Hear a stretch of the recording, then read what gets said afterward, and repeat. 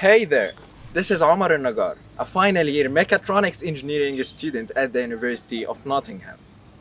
In 2017, about 160,000 amputees were reported in Malaysia. Globally, there are millions of amputees around. Back in 2014 alone, more than 5,000 new amputation cases were reported in the UK only.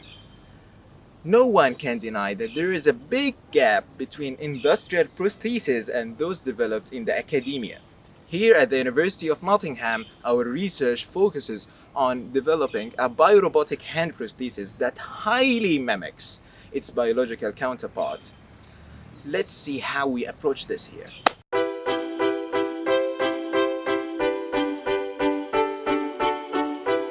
With the aid of laser MRI screening technologies, capturing the minute bone surface details and geometry from a cadaver hand skeleton was made possible. Not only the advanced medical imaging techniques that contributed to the project, but also the amazing capability of 3D printing that enabled the replication of the biological human hand.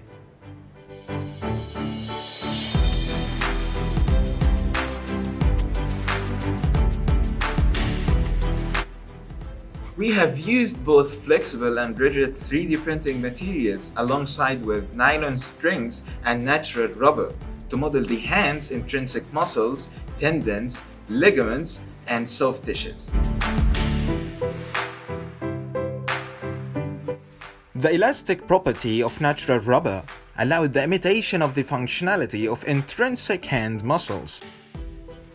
The tendon-driven actuation mechanism ensures a more human-like flexion and extension of the prosthetic fingers.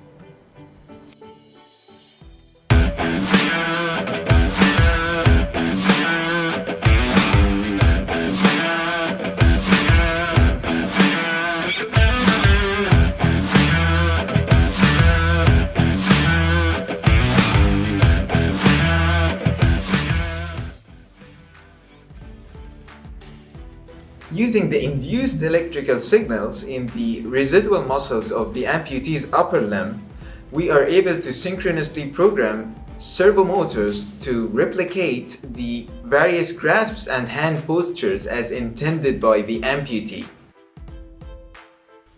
With the aid of pulley systems, compact-size, high-torque servomotors are used to emulate the extrinsic muscle tendon units of the human forearm. Wait. This is just the beginning. Prosthesis still have a long way to go.